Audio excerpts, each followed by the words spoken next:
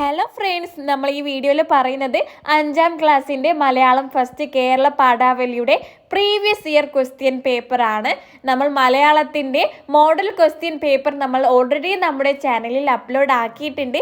അതിൻ്റെ ലിങ്ക് വേണ്ടിയവർ കമൻ്റായിട്ട് ലിങ്ക് എന്ന് അയച്ചാലും മതി. ഞാൻ ഡിസ്ക്രിപ്ഷനിലും അതിൻ്റെ ലിങ്ക് കൊടുക്കുന്നതാണ്. സോ നമുക്ക് ഇവിടെ ഈ ഒരു പേപ്പറിൻ്റെ ചോദ്യങ്ങൾ നോക്കാം. ആകെ 6 പ്രവർത്തനങ്ങളാണ് നിങ്ങൾക്ക് നൽകിയിട്ടുള്ളത്. ആദ്യത്തെ പ്രവർത്തനം നിർബന്ധമായും ചെയ്യണം. ബാക്കിയുള്ള 5 പ്രവർത്തനങ്ങളിൽ 4 എണ്ണത്തിന് മാത്രം ഉത്തരം എഴുതിയാൽ മതി. അതായത് ഏതെങ്കിലും ഒരു ചോദ്യം നിങ്ങൾക്ക് ഒഴിവാക്കാവുന്നതാണ്. ആദ്യത്തെ പ്രവർത്തനം നോക്കാം. നിങ്ങൾക്ക് എല്ലാ ചോദ്യ പേപ്പറിലും ആദ്യത്തെ പ്രവർത്തനം പുറത്തു നിന്ന് ഒരു പാരഗ്രാഫോ അല്ലെങ്കിൽ ഒരു കവിതയോ കഥയോ തന്നിട്ട് അതുമായി ബന്ധപ്പെട്ടിട്ടുള്ള 5 ചോദ്യങ്ങളാണ് വരുന്നത്. ഇവിടെ നിങ്ങൾക്കൊരു കവിതയാണ് നൽകിയിട്ടുള്ളത്. ഇതുമായി ബന്ധപ്പെട്ടിട്ട് താഴെ നിങ്ങൾക്ക് കുറച്ച് ചോദ്യങ്ങളുണ്ടാവും. ആ ചോദ്യങ്ങൾക്കുള്ള ഉത്തരം ഈ കവിതയിൽ നിന്നാണ് നിങ്ങൾ എടുത്തെഴുതേണ്ടത്. ഓക്കെ, നമുക്കിനി ആദ്യത്തെ പ്രവർത്തനം വായിക്കാം. സമ്മാനം എന്നാണ് നിങ്ങളുടെ കവിതയുടെ തലക്കെട്ടായിട്ട് നൽകിയിട്ടുള്ളത്.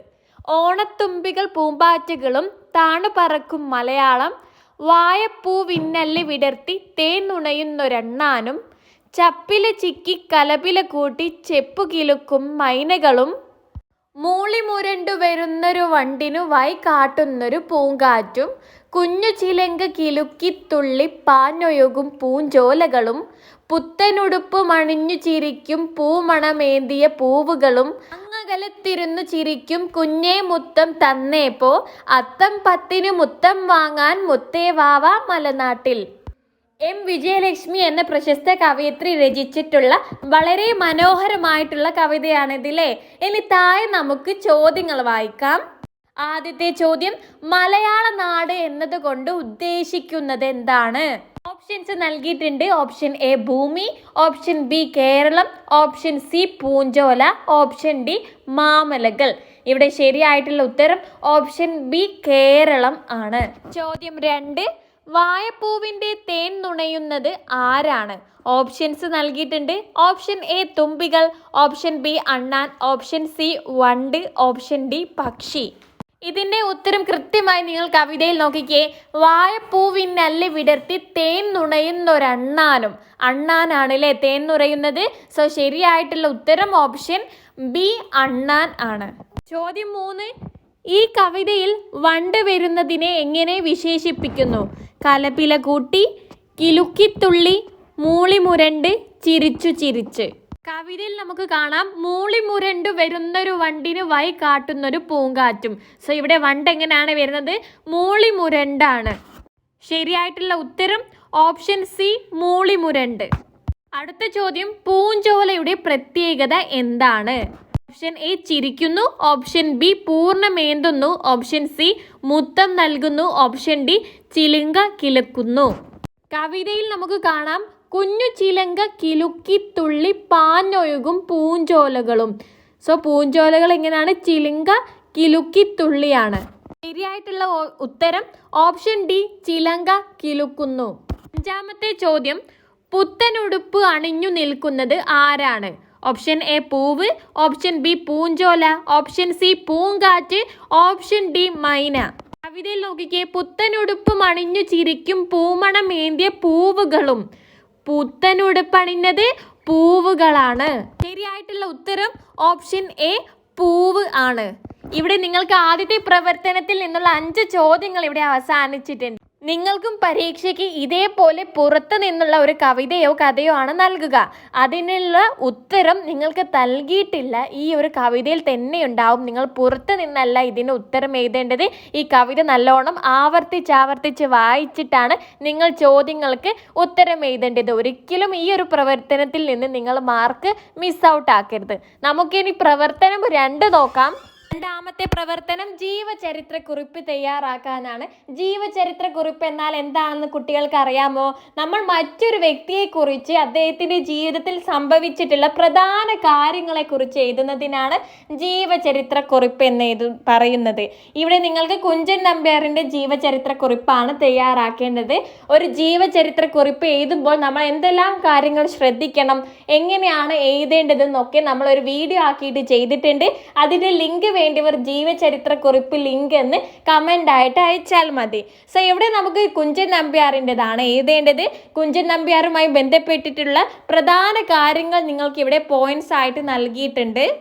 നർമ്മത്തിൽ പൊതിഞ്ഞ സാമൂഹ്യ വിമർശനം, പാലക്കാട് കിള്ളിക്കുറിശി മംഗലം, തുള്ളൽ പ്രസ്ഥാനം, കൃതികൾ, ഘോഷയാത്ര, കല്യാണ സൗഗന്ധികം, സഭപ്രവേശം, കീചകവധം, സാമ്രാട്ട്, ജനകീയ കവി, ഗതി കെട്ടാൽ പുലി പുല്ലും തിന്നും, ദീപസ്തംഭം, മഹാശ്ചര്യം. കൂടുതൽ കാര്യങ്ങൾ കൂട്ടിച്ചേർത്ത് കുഞ്ചൻ നമ്പ്യാരുടെ ജീവചരിത്രക്കുറിപ്പ് തയ്യാറാക്കൂ. ഇവിടെ നിങ്ങളോട് ഈ ഒരു തന്നിട്ടുള്ള പോയിന്റ്സ് കൂടാതെ നിങ്ങൾക്കറിയാവുന്ന കുറച്ച് എക്സ്ട്രാ പോയിന്റ്സ് കൂടി ആഡ് ഓൺ ചെയ്യാൻ പറഞ്ഞിട്ടുണ്ട്.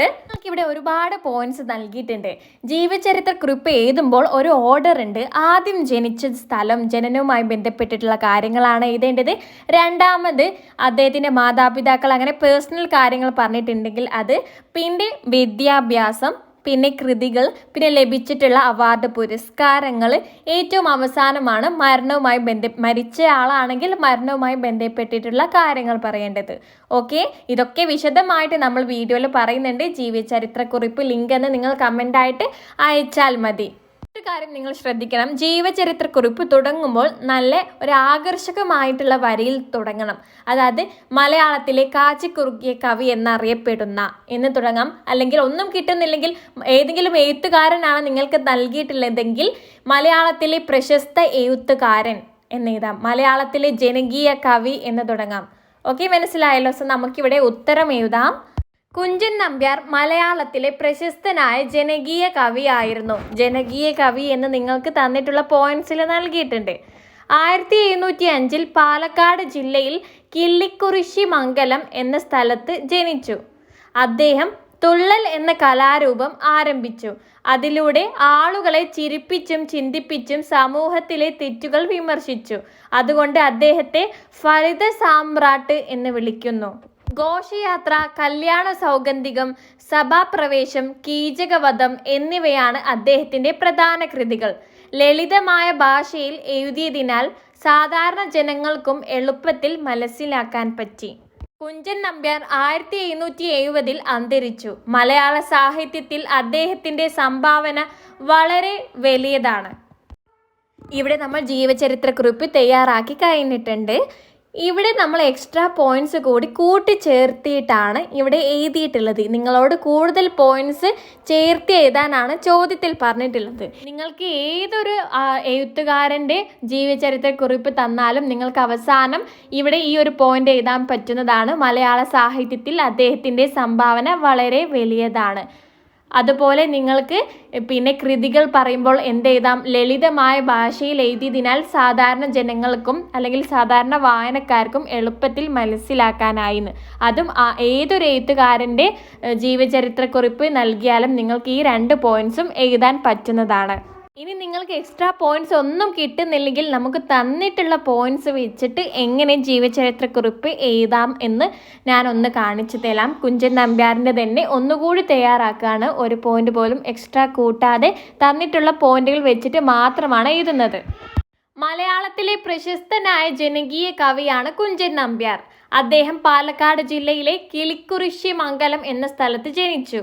വർഷമൊന്നും നിങ്ങൾക്ക് ഇവിടെ പോയിന്റ്സിൽ തന്നിട്ടില്ല, അതുകൊണ്ട് വർഷം, ഡേറ്റ് കാര്യങ്ങളൊന്നും നമ്മളിവിടെ എഴുതുന്നില്ല. അദ്ദേഹം തുള്ളൽ പ്രസ്ഥാനത്തിൻ്റെ സ്ഥാപകനാണ്. നർമ്മത്തിൽ പൊതിഞ്ഞ സാമൂഹ്യ വിമർശനമാണ് അദ്ദേഹത്തിൻ്റെ കൃതികളുടെ പ്രധാന പ്രത്യേകത. അതുകൊണ്ട് അദ്ദേഹത്തെ ഫലിത സാമ്രാട്ട് എന്ന് വിളിക്കുന്നു. ഘോഷയാത്ര, കല്യാണ സൗഗന്ധികം, സഭപ്രവേശം, കീചകവധം എന്നിവയാണ് അദ്ദേഹത്തിൻ്റെ പ്രധാന കൃതികൾ. ഗതി കെട്ടാൽ പുലി പുല്ലും തിന്നും, ദീപസ്തംഭം, മഹാശ്ചര്യം എന്നീ പ്രസിദ്ധമായ വാക്യങ്ങൾ അദ്ദേഹത്തിൻ്റെതാണ്. നിങ്ങൾക്ക് ഫുൾ മാർക്ക് നേടണമെങ്കിൽ നിങ്ങൾ എക്സ്ട്രാ പോയിന്റ്സ് ഒക്കെ ആഡ് ഓൺ ചെയ്ത് നമ്മൾ ആദ്യത്തിൽ തയ്യാറാക്കിയ ജീവചരിത്രക്കുറിപ്പാണ് നിങ്ങൾ തയ്യാറാക്കേണ്ടത്. അത് നിങ്ങൾക്ക് വേറെ പോയിന്റ്സ് ഒന്നും അറിയില്ലെങ്കിൽ നമ്മളിപ്പോൾ തയ്യാറാക്കിയതുപോലെ എങ്കിലും നിങ്ങൾ തന്നിട്ടുള്ള പോയിന്റ്സ് വെച്ചിട്ട് ജീവചരിത്രക്കുറിപ്പ് എഴുതണം. ഓക്കെ, അടുത്ത ചോദ്യം പ്രവർത്തനം 2 ബി ആണ്. പ്രാചീന കവിത്രയത്തിൽ പെടാത്തതാര്? ഓപ്ഷൻസ് തന്നിട്ടുണ്ട്. ചെറുശ്ശേരി, വള്ളത്തോൾ, കുഞ്ചൻ നമ്പ്യാർ, എഴുത്തച്ഛൻ. പ്രാചീന കവിത്രയങ്ങൾ പെടുന്നതാണ് ചെറുശ്ശേരി, കുഞ്ചൻ നമ്പ്യാർ, എഴുത്തച്ഛൻ. ഇവിടെ പെടാത്തതാണ് ചോദിച്ചത്, അതുകൊണ്ട് ഉത്തരം വള്ളത്തോൾ ആണ്. അടുത്തത് ചോദ്യം 3 സംഭാഷണം തയ്യാറാക്കാനാണ്. കിള്ളിയാർ കാവൽ കിടന്ന കുടിലിനുള്ളിൽ അമ്മൂമ്മയും പെരുമ്പാമ്പും മറ്റാർക്കും മനസ്സിലാവാത്ത ഭാഷയിൽ പരസ്പരം സംസാരിച്ചു കൊണ്ടിരുന്നു. അവർ സംസാരിച്ച കാര്യങ്ങൾ എന്തെല്ലാമായിരിക്കും? സങ്കല്പിച്ചെഴുതുക. നമ്മൾ ഡാലി അമ്മൂമ്മയെയും പെരുമ്പാമ്പിനെയും കഥാഭാഗത്ത് പരിചയപ്പെട്ടിട്ടുള്ളതാണ്. പ്രകൃതിയോടും പ്രകൃതിയിലെ മറ്റ് ജീവജാലങ്ങളോടും വളരെയധികം സ്നേഹം പുലർത്തുന്ന ഒരു കഥാപാത്രമാണ് ഡാലി അമ്മൂമ്മ. സോ നമുക്കിവിടെ ഡാലി അമ്മൂമ്മയും പെരുമ്പാമ്പും തമ്മിലുള്ള സംഭാഷണം തയ്യാറാക്കാം. നിങ്ങൾ പരീക്ഷയ്ക്ക് പോകുന്നതിന് മുൻപേ ആയിട്ട് പാഠഭാഗങ്ങളൊക്കെ നന്നായിട്ട് വായിക്കുക. അതിലെ കഥയും കഥാപാത്രവും ഒക്കെ മനസ്സിലാക്കി വെക്കണം. എങ്കിലാണ് നിങ്ങൾക്ക് ഇത്തരം ചോദ്യങ്ങൾക്ക് ഉത്തരം എഴുതാൻ പറ്റുക. ഇവിടെ നമുക്ക് സംഭാഷണം എഴുതാം. അമ്മമ്മ: അയ്യോ, പുഴയിൽ നിന്ന് ഒഴുകിയെത്തിയ ഒരു കുഞ്ഞിപ്പാമ്പാണല്ലോ ഇത്. പേടിക്കേണ്ട, ഞാൻ നിന്നെ ഒന്നും ചെയ്യില്ല. കുഞ്ഞിപ്പാമ്പ്: അമ്മമ്മേ, വലിയ മഴ വന്നു. പുഴ കവിഞ്ഞൊഴുകി, അതിൽപ്പെട്ട് ഞാൻ ഒലിച്ചുപോയി. അമ്മമ്മ: പാവം, നിന്റെ അച്ഛനും അമ്മയും എവിടെയുണ്ട്? പാമ്പ്: അറിയില്ല അമ്മമ്മേ, വെള്ളം വേഗത്തിൽ ഒഴുകി ഞങ്ങളെല്ലാം പിരിഞ്ഞുപോയി. അമ്മമ്മ: വിഷമിക്കേണ്ട, വാ നമുക്ക് കുടിലിനുള്ളിൽ ഇരിക്കാം. പാമ്പ്: ഞാൻ അകത്ത് വരുന്നതിൽ നിങ്ങൾക്ക് പേടിയില്ലേ? അമ്മമ്മ: ഇല്ല, നീ ഒരു ചെറിയ ജീവിയാണ്. സഹായം ആവശ്യമുള്ളപ്പോൾ കരുണ കാണിക്കണം. പാമ്പ്: വെള്ളം ഇറങ്ങിയാൽ എനിക്ക് എൻ്റെ അച്ഛനെയും അമ്മയെയും തേടിപ്പോകണം. അമ്മമ്മ: ശരി, ഞാനും നിന്നെ സഹായിക്കാം. ഇനി പ്രവർത്തനം 4 വിശകലനക്കുറിപ്പ് തയ്യാറാക്കാനാണ്. ആരിടമൊന്നായി കാണും നേട്ടം, പാറട്ടെ മീതെയിൻ കൊച്ചുപട്ടം. ഏകലോകം എന്ന ആശയത്തെയാണല്ലോ പട്ടം മുന്നോട്ട് വെക്കുന്നത്. പട്ടം പറപ്പിക്കട്ടെ എന്ന കവിതയെ വിശകലനം ചെയ്ത് കുറിപ്പ് തയ്യാറാക്കുക. എഴുതാം. പ്രശസ്തനായ കവി പി കുഞ്ഞിരാമൻ എഴുതിയ പട്ടം പറപ്പിക്കട്ടെ എന്ന കവിത പി കവിതകൾ വാല്യം 1 എന്ന കൃതിയിൽ നിന്നും എടുത്തതാണ്. പട്ടം പറപ്പിക്കട്ടെ എന്ന കവിതയിൽ കവി ഒരു കൊച്ചു പട്ടത്തെക്കുറിച്ചാണ് പറയുന്നത്. പട്ടം ഉയരത്തിൽ പറക്കുന്നത് പോലെ നാം ജീവിതത്തിൽ ഉയരങ്ങളിലേക്ക് പോകണം എന്നാണ് കവിയുടെ ആശയം. പാരിടമൊന്നായിരിക്കണം നേട്ടം എന്ന വരിയിലൂടെ ലോകം മുഴുവൻ ഒരുമയോടെ ജീവിക്കണം എന്ന സന്ദേശം നൽകുന്നു. മനുഷ്യർ തമ്മിൽ വഴക്കിടാതെ സ്നേഹത്തോടെയും സമാധാനത്തോടെയും ജീവിക്കണം എന്നാണ് കവി പറയുന്നത്. കാറ്റ് പട്ടത്തെ ഉയർത്തുന്നു. അതുപോലെ നല്ല ചിന്തകളും മാതാപിതാക്കളുടെ പ്രോത്സാഹനവും നമ്മെ ഉയരാൻ സഹായിക്കുന്നു. നൂൽ അറ്റാതെ പട്ടം പറക്കുന്നത് പോലെ നമ്മുടെ ബന്ധങ്ങളും ഉറച്ചതായിരിക്കണം. ഈ കവിത നമ്മെ ഉയർന്ന ലക്ഷ്യങ്ങൾ വെക്കാനും നല്ലവരായി ജീവിക്കാനും പഠിപ്പിക്കുന്നു. ഇനി പ്രവർത്തനം 5 കുറിപ്പ് തയ്യാറാക്കാനാണ്. വിശാലമായ ലോകത്തിൽ നിന്ന് കണ്ണുകളെ മണ്ണിനുള്ളിലേക്ക് ചുരുക്കിയപ്പോൾ ഞങ്ങൾ ഒരു മായാലോകത്തെ തന്നെ കണ്ടു. മണ്ണിനടിയിലെ ലോകം. ഇതാ ഒരു മായാലോകം എന്ന പാഠഭാഗത്തിൽ ഡോക്ടർ ബീബിനുണ്ടായ അനുഭവം നിങ്ങൾ ഓർക്കുന്നുണ്ടല്ലോ. നിങ്ങളുടെ വീടിനു ചുറ്റുപാടുള്ള വിവിധ കാഴ്ചകൾ നിങ്ങൾ നിരീക്ഷിച്ചിട്ടുണ്ടായിരിക്കുമല്ലോ. നിങ്ങൾ കണ്ട കാര്യങ്ങൾ ഉൾപ്പെടുത്തി ഒരു കുറിപ്പ് തയ്യാറാക്കൂ. ഉത്തരം എഴുതാം. വിശാലമായ ലോകത്തിൽ നിന്ന് കണ്ണുകളെ മണ്ണിനുള്ളിലേക്ക് ചുരുക്കിയപ്പോൾ ഒരു മായാലോകം തന്നെ കാണാം എന്ന് ഡോക്ടർ ബീബി തൻ്റെ അനുഭവത്തിലൂടെ പറയുന്നു. മണ്ണിനടിയിൽ ചെറുജീവികൾ, പുഴുക്കൾ, ചീറ്റകൾ, സൂക്ഷ്മജീവികൾ എന്നിവ ഒട്ടേറെ പ്രവർത്തനങ്ങളിൽ ഏർപ്പെട്ടിരിക്കുന്നു. ഇവ മണ്ണിനെ ഉഴുതുമറിക്കുകയും ചെടികൾക്ക് വളരാൻ സഹായിക്കുകയും ചെയ്യുന്നു. അതുകൊണ്ട് മണ്ണിനടിയിലെ ലോകം വളരെ അത്ഭുതകരമായ ഒരു ലോകമാണ്. എൻ്റെ വീടിന് ചുറ്റുപാടും പ്രകൃതിയുടെ പല അത്ഭുതങ്ങളും കാണാം. വീടിൻ്റെ സമീപത്ത് മരങ്ങളും ചെടികളും ധാരാളമുണ്ട്. രാവിലെ ആകുമ്പോൾ പക്ഷികൾ കൂവി പറക്കുന്നതും ശലഭങ്ങൾ പൂക്കൾക്കിടയിൽ പറക്കുന്നതും കാണാം. മഴ പെയ്യുമ്പോൾ മണ്ണിൽ നിന്ന് നല്ല മണവും ഉയരും. മണ്ണിനടിയിൽ പുഴുക്കളും ചീറ്റകളും പ്രവർത്തിക്കുന്നതും കാണാം. വീടിനുള്ളിൽ വഴികളിലൂടെ ആളുകൾ നടക്കുന്നതും വാഹനങ്ങൾ പോകുന്നതും കാണാം. അയൽവാസികളുടെ വീടുകളും കുട്ടികൾ കളിക്കുന്ന കാഴ്ചകളും മനോഹരമാണ്. സൂര്യാസ്തമയവും പ്രകൃതിയുടെ സൗന്ദര്യവും കാണുമ്പോൾ വളരെ സന്തോഷം തോന്നുന്നു. ഇവയെല്ലാം നോക്കുമ്പോൾ നമ്മുടെ ചുറ്റുപാടും മണ്ണിനിടയിലെ ലോകവും ഒരു മായാലോകം പോലെയാണെന്ന് എനിക്ക് തോന്നുന്നു. അതുകൊണ്ട് പ്രകൃതിയെയും ജീവജാലങ്ങളെയും സംരക്ഷിക്കേണ്ടത് നമ്മുടെ കടമയാണ്. അടുത്തത് ഇവിടെ ഒരു ബി ചോദ്യമുണ്ട്. ഇതാ ഒരു മായാലോകം എന്ന പാഠഭാഗം ഏത് കൃതിയിൽ നിന്നും എടുത്തിട്ടുള്ളതാണ്? ഓപ്ഷൻസ് നൽകിയിട്ടുണ്ട്. പ്രകൃതി ഒരു സ്നേഹിത, മണ്ണും മനുഷ്യനും, ബാലഹൃദയം, മണ്ണിന്റെ കിനാവുകൾ. ശരിയായിട്ടുള്ള ഉത്തരം മണ്ണിന്റെ കിനാവുകൾ ആണ്. അടുത്ത അവസാനത്തെ പ്രവർത്തനമാണ് പ്രവർത്തനം 6, ഡയറി കുറിപ്പ് തയ്യാറാക്കാൻ. പൂവും കൊച്ചുകുട്ടിയും തമ്മിലുള്ള സൗഹൃദമാണല്ലോ കടലോളം സ്നേഹം എന്ന യൂണിറ്റിന്റെ പ്രവേശകത്തിൽ നാം കണ്ടത്. പൂവും കുട്ടിയും തമ്മിൽ ധാരാളം കഥകൾ പങ്കുവെച്ചു. പിറ്റേ ദിവസം രാവിലെ പൂവ് കൊഴിഞ്ഞു കിടക്കുന്നത് കണ്ടു. അത് അവളെ സങ്കടപ്പെടുത്തി. അന്നേ ദിവസം അവൾ എഴുതാനിടയുള്ള ഡയറി കുറിപ്പ് തയ്യാറാക്കൂ. സോ നമുക്ക് ഡയറി കുറിപ്പ് തയ്യാറാക്കാം. ഡയറി കുറിപ്പ് എഴുതുമ്പോൾ നിങ്ങൾ തീയതിയും ദിവസവും ഇടതുഭാഗത്തായിട്ട് ഏറ്റവും മുകളിൽ എഴുതണം. പിന്നെ എങ്ങനെ തുടങ്ങണം? ഇന്ന് എനിക്ക് വളരെ വിഷമമുള്ള ദിവസമാണെങ്കിൽ ഇന്ന് എനിക്ക് വളരെ വിഷമമുള്ള ദിവസമായിരുന്നു. സന്തോഷമാണെങ്കിൽ നിങ്ങൾക്ക് എങ്ങനെ തുടങ്ങാം? ഇന്ന് വളരെ സന്തോഷം നൽകിയ ഒരു ദിവസമായിരുന്നു എന്നാണ് ഒരു ഡയറി കുറിപ്പ് തുടങ്ങേണ്ടത്.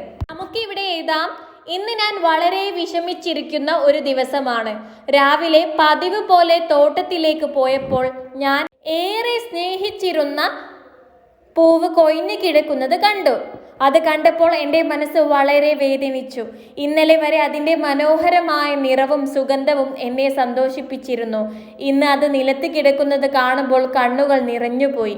ആ പൂവിനോട് ഞാൻ പലതവണ സംസാരിച്ചിട്ടുണ്ട്. എൻ്റെ ചെറിയ സന്തോഷങ്ങളും വിഷമങ്ങളും എല്ലാം അതിനോട് പങ്കുവെച്ചിരുന്നു. അത് മറുപടി പറയാതെ നിന്നാലും അതിൻ്റെ സാന്നിധ്യം എന്നെ ആശ്വസിപ്പിക്കുമായിരുന്നു. പൂവ് കൊയ്യുന്നത് പ്രകൃതിയുടെ സ്വാഭാവിക നിയമമാണെന്ന് ഞാൻ മനസ്സിലാക്കുന്നു. എങ്കിലും പ്രിയപ്പെട്ട ഒന്നിനെ വിട പറയുന്നത് എളുപ്പമല്ല. ഇനി അത് ഇല്ലെങ്കിലും അതിൻ്റെ ഓർമ്മകളും എനിക്ക് നൽകിയ സന്തോഷവും എൻ്റെ ഹൃദയത്തിൽ എന്നും നിലനിൽക്കും.